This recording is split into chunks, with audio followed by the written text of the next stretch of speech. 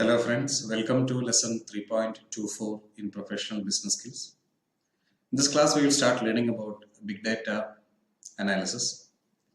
We'll get introduced to big data. We'll also understand what are the dimensions of big data in this class. Big data എന്ന് പറയുന്നത് നമ്മുടെ definition രീതിയിൽ big data എന്ന് പറയുന്നത് മനസ്സിലാക്കണം. പേര് സൂചിപ്പിക്കുന്ന പോലെ തന്നെ വളരെ ഹ്യൂജ്, വളരെ ലാർജ് ആയ ഡാറ്റ സെറ്റ്സിനെയാണ് ബിഗ് ഡാറ്റ സൂചിപ്പിക്കുന്നത്. ബിഗ് ഡാറ്റ അനാലിസിസ് നിൽക്കട്ടെ, ബിഗ് ഡാറ്റ എന്ന് പറയുന്നത് മനസ്സിലാക്കുന്നത് വളരെ ഹ്യൂജ് വാസ്റ്റ് എമൗണ്ട്സ് ഓഫ് ഡാറ്റയാണ് സൂചിപ്പിക്കുന്നത്. ഇവയുടെ വലിപ്പം അല്ലെങ്കിൽ ഇവയുടെ വോള്യൂം അത്ര ഹ്യൂജ് ആണ്. സാധാരണ രീതിയിലുള്ള IT ടെക്നോളജി കമ്പ്യൂട്ടേഴ്സിന് ഇത്തരം ഡാറ്റയെ എഫക്റ്റീവായിട്ട് ഹാൻഡിൽ ചെയ്യാൻ സാധിക്കില്ല. അത്ര സ്പീഡിൽ, അത്ര ഫാസ്റ്റ് ആയിട്ടാണ് ഇത്തരം ഡാറ്റ ഓരോ നിമിഷവും ഓരോ സെക്കൻഡും ഡാറ്റ ഇൻപുട്ടുകൾ വന്നുകൊണ്ടിരിക്കുന്നു, ഡാറ്റ സൈസിൽ ഗ്രോ ചെയ്യുന്നു. അപ്പൊ ഇതാണ് ബിഗ് ഡാറ്റ എന്ന് പറയുന്ന ഡെഫിനേഷൻ. ബിഗ് ഡാറ്റ എന്ന് പറയുന്ന ഡെഫിനേഷൻ സാധാരണയിൽ കവിഞ്ഞ് അസാമാന്യ വലിപ്പം, വോള്യൂം ഉള്ള ഡാറ്റ സെറ്റുകളാണ് ഇവ. ഒന്ന്. രണ്ട്, ഇവയുടെ വലിപ്പം, ഇവയുടെ rate of growth, speed of growth അല്ലെങ്കിൽ scale of growth is so huge. സാധാരണ രീതിയിലുള്ള കമ്പ്യൂട്ടിംഗ് ടെക്നോളജീസിന് ഈ ഡാറ്റ കൈകാര്യം ചെയ്യാൻ ബുദ്ധിമുട്ടാണ്. ഇതാണ് ബിഗ് ഡാറ്റ എന്ന് പറയുന്നത്. പേര് സൂചിപ്പിക്കുന്ന പോലെ വളരെ ഹ്യൂജ് ആയ ഡാറ്റയ്ക്കാണ് നമ്മൾ ബിഗ് ഡാറ്റ എന്ന് പറയുന്നത്. സാധാരണ രീതിയിലുള്ള കമ്പ്യൂട്ടിംഗ് ടെക്നോളജീസ് ഉപയോഗിച്ച് ഈ ഡാറ്റയെ നമുക്ക് കൈകാര്യം ചെയ്യാൻ സാധിക്കില്ല. കാരണം അത്ര ഫാസ്റ്റ് ആയിട്ടും അത്ര വോളിയത്തിലുമാണ് ഈ ഡാറ്റ ഓരോ നിമിഷവും അനുനിമിഷവും വർദ്ധിച്ചുകൊണ്ടിരിക്കുന്നത്. ഇതില് ഈ ഡാറ്റയെ കുറിച്ച് നമ്മൾ ചിന്തിക്കുമ്പോൾ, ഡാറ്റ ഹ്യൂജ് ആയതുകൊണ്ട് എന്താ കുഴപ്പം നമ്മൾ ചിന്തിക്കുമ്പോൾ നമ്മൾ മനസ്സിലാക്കുന്നതിൽ പ്രധാനപ്പെട്ട പ്രശ്നങ്ങൾ ഈ ഡാറ്റ കളക്ട് ചെയ്ത്, സ്റ്റോർ ചെയ്ത്, ക്ലീൻ ചെയ്ത്, പ്രോസസ്സ് ചെയ്ത്, അനലിറ്റിക്സ് നടത്തുക എന്നൊക്കെ പറയുന്നത് വലിപ്പം കൊണ്ടും ഇതിന്റെ ഗ്രോത്തിന്റെ സ്പീഡ് കൊണ്ടും നമുക്ക് വളരെ ബുദ്ധിമുട്ടുണ്ടാകുന്ന ഒരു സിസ്റ്റമാണ്. ഇതിന് ചില എക്സാമ്പിൾസ് പറയുമ്പോൾ നിങ്ങൾക്ക് അത് മനസ്സിലാവും. അപ്പൊ നമ്മൾ ചിന്തിക്കുകയാണെങ്കിൽ ഡാറ്റയുടെ സൈസ് വലുതാകുന്നതുകൊണ്ട് ഉണ്ടാകുന്ന ചില പ്രയാസങ്ങളാണ്.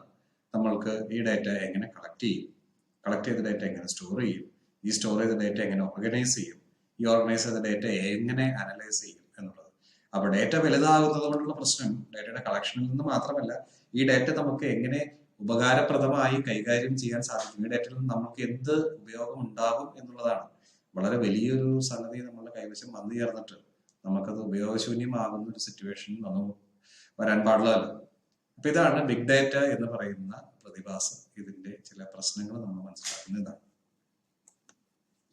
ബിഗ് ഡാറ്റ നമ്മൾ എന്താണെന്ന് മനസ്സിലാക്കിയ നിലയ്ക്ക് ബിഗ് ഡാറ്റയുടെ ചില ഡയമെൻഷൻസ്, ബിഗ് ഡാറ്റ എന്ന് പറയുന്ന സങ്കല്പത്തിലെ എന്തെല്ലാം കാര്യങ്ങൾ ചേർന്നതാണ് ബിഗ് ഡാറ്റ, അല്ലെങ്കിൽ ബിഗ് ഡാറ്റ, ഒരു ഡാറ്റ സെറ്റ് എങ്ങനെ ബിഗ് ഡാറ്റയായി മാറുന്നു എന്നുള്ളത് നോക്കിക്കഴിഞ്ഞാൽ 4 പ്രധാനപ്പെട്ട കാര്യങ്ങൾ. ഇപ്പൊ നമ്മളൊരു പദാർത്ഥത്തിന്റെ ഡയമെൻഷൻ എന്ന് പറയുമ്പോൾ നമുക്കറിയാം അല്ലെ, ഒരു സോളിഡിന്റെ ഡയമെൻഷൻ എന്ന് പറയുമ്പോൾ നമുക്കറിയാം ലെങ്ത്, ബ്രെഡ്ത്ത്, തിക്നെസ്, ഹൈറ്റ്, ഇങ്ങനെയുള്ള ചില ഡയമെൻഷൻസ്, ചില ഒരു പദാർത്ഥത്തെ വിശേഷിപ്പിക്കുന്ന ചില ഫീച്ചേഴ്സ് ആണ് ഡയമെൻഷൻസ്. ഇത്തരം ഡയമെൻഷൻസിലൂടെയാണ് നമ്മൾ ഈ പദാർത്ഥം എന്താണെന്ന് മനസ്സിലാക്കുന്നത്. എന്ന് പറയുമ്പോൾ ബിഗ് ഡാറ്റ എന്ന് പറയുന്നത് നമ്മൾ മനസ്സിലാക്കുന്നത് 4 ഡയമെൻഷൻസ് കൂടി ചേരുമ്പോഴാണ്. ഏതൊക്കെയാണ് ഈ 4 ഡയമെൻഷൻസ്? ആദ്യത്തേതാണ് വോള്യൂം. വോള്യൂം എന്ന് പറഞ്ഞാൽ size, quantity. Huge quantity of ഡാറ്റയാണ് ബിഗ് ഡാറ്റ എന്നുള്ള രീതിയിൽ ഓരോ സെക്കൻഡ് തോറും ഉണ്ടാകുന്നത്. നമ്മൾ സാധാരണ നമ്മൾ മാക്സിമം ഇപ്പൊ നമ്മളുടെ യൂസേജിൽ നമ്മൾ MBPS എന്നോ ടെറാബൈറ്റ്സ് എന്നോ ഒക്കെ നമ്മൾ പറയും അല്ലെ, മാക്സിമം മെഗാബൈറ്റ്സ്, ടെറാബൈറ്റ്സ് എന്നൊക്കെ പറയും. പക്ഷെ ബിഗ് ഡാറ്റ ഉണ്ടാകുന്ന വോളിയത്തിന് നമുക്ക് അതൊന്നും പോരാതെ പീറ്റാബൈറ്റ് എന്നും സീറ്റാബൈറ്റ് എന്നുമാണ് നമ്മൾ പറയുക. അത്ര വോളിയത്തിന് ഇൻഡിക്കേറ്റ് ചെയ്യുന്നതിനാണ് Z വെച്ച് ആരംഭിക്കുന്നത് സീറ്റാബൈറ്റ് ഉപയോഗിക്കുന്നത്. പീറ്റാബൈറ്റ്, സീറ്റാബൈറ്റ് എന്നിങ്ങനെയാണ് ബിഗ് ഡാറ്റയുടെ വോളിയത്തിന് ഉപയോഗിക്കാൻ, ബിഗ് ഡാറ്റയുടെ വോളിയത്തെ വിശേഷിപ്പിക്കാൻ ഉപയോഗിക്കുന്നത്. ഈ ഡാറ്റ എവിടെ നിന്നുണ്ടാകുന്നു? നിങ്ങൾ ചിന്തിക്കുക. നിങ്ങൾ സോഷ്യൽ മീഡിയ യൂസ് ചെയ്യുമ്പോൾ എന്തുമാത്രം ഡാറ്റ ജനറേറ്റ് ചെയ്യപ്പെടുന്നു. ഒരു വാട്സാപ്പ് മെസ്സേജ് അയക്കുമ്പോൾ, അല്ലെങ്കിൽ ഒരു ഫേസ്ബുക്കിൽ ഒരു കാര്യം പോസ്റ്റ് ചെയ്യുമ്പോൾ, ഇൻസ്റ്റാഗ്രാം മെസ്സേജ് ക്രിയേറ്റ് ചെയ്യുമ്പോൾ, എന്നാൽ ആമസോണിൽ പർച്ചേസ് ചെയ്യുമ്പോൾ എന്തുമാത്രം ഡാറ്റ ക്രിയേറ്റ് ചെയ്യപ്പെടുന്നു. ആധുനിക കാറുകൾ നിങ്ങൾ ഓടിക്കുമ്പോൾ എന്തുമാത്രം ഡാറ്റ അവിടെ ക്രിയേറ്റ് ചെയ്യപ്പെടുന്നു. ഇന്റർനെറ്റ് ഓഫ് തിങ്സ് എന്ന് പറയുന്ന പരസ്പരം മെഷീനുകൾ പരസ്പരം ബന്ധിതമായിരിക്കുന്ന ഒരു കേസിൽ നിങ്ങൾ മെഷീൻസ് ഉപയോഗിക്കുമ്പോൾ അവിടെ ഒരുപാട് ഡാറ്റ ജനറേറ്റ് ചെയ്യപ്പെടുന്നു. IRCTC ഒരു ടിക്കറ്റ് ബുക്ക് ചെയ്യുമ്പോൾ, ഒരു ഫിലിം കാണാൻ നിങ്ങൾ ഒരു ടിക്കറ്റ് ബുക്ക് ചെയ്യുമ്പോൾ, ഒരു ഓൺലൈൻ പേയ്മെന്റ് നടത്തുമ്പോൾ, ബാങ്കിലൂടെ ബാങ്ക് ട്രാൻസ്ഫർ നടത്തുമ്പോൾ എന്തുമാത്രം ഡേറ്റ ഓരോ ദിവസവും ഒരു വ്യക്തി തന്നെ ഉൽപ്പാദിപ്പിക്കുന്നു.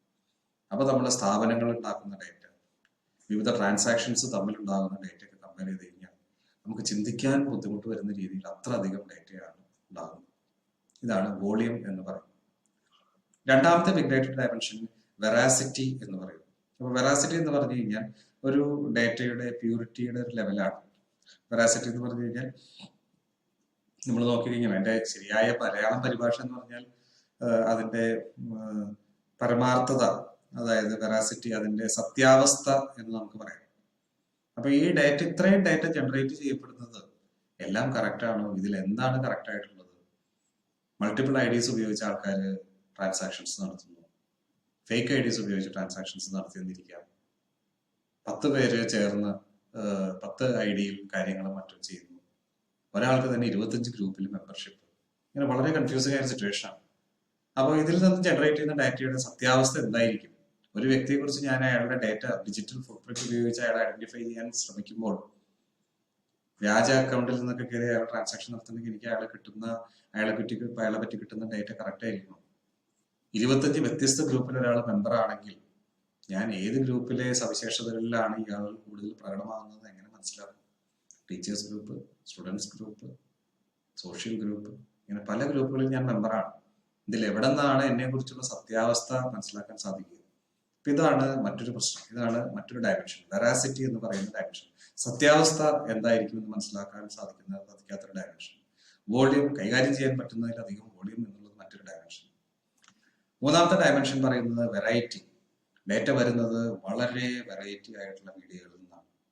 എന്തുമാത്രം മീഡിയയിൽ നിന്നാണ്, എന്തുമാത്രം സോഴ്സിൽ നിന്നാണ് ഡേറ്റ വരുന്നത് അല്ലെ? നമ്മൾ നേരത്തെ ഡിസ്കസ് ചെയ്ത പോലെ മെഷീൻസിൽ നിന്ന് ഡേറ്റ വരുന്നു, ഇൻസ്റ്റിറ്റ്യൂഷൻസിൽ നിന്ന് ഡേറ്റ വരുന്നു, ഇൻഡിവിജ്വൽസ് ഉപയോഗിക്കുന്ന സോഷ്യൽ മീഡിയ പ്ലാറ്റ്ഫോമിൽ നിന്ന് ഡേറ്റ വരുന്നു. അങ്ങനെ പല സോഴ്സുകളിൽ നിന്ന് ഡേറ്റ വരുന്നു. ഇനി വരുന്ന ഡേറ്റയുടെ ഫോംസ്, ടൈപ്സ് എന്തെല്ലാമാണ്?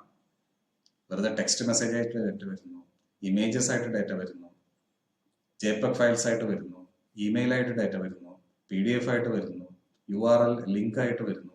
അങ്ങനെ പല രീതിയിൽ ഡേറ്റ വരുന്നു, പല സോഴ്സിൽ നിന്ന് ഡേറ്റ വരുന്നു. കംപ്ലീറ്റ് വെറൈറ്റിയാണ്. Data comes in from A variety of sources in A variety of forms.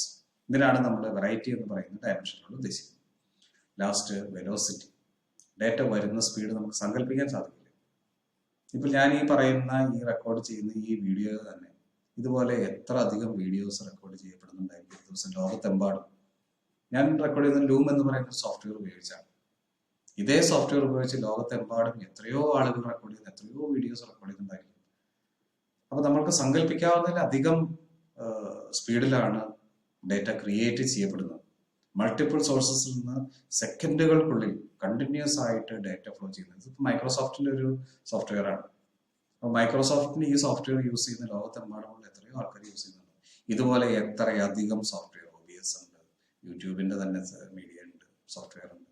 എന്തുമാത്രം ടെക്നോളജിയാണ് അവൈലബിൾ ആയിട്ടിരിക്കുന്നത്.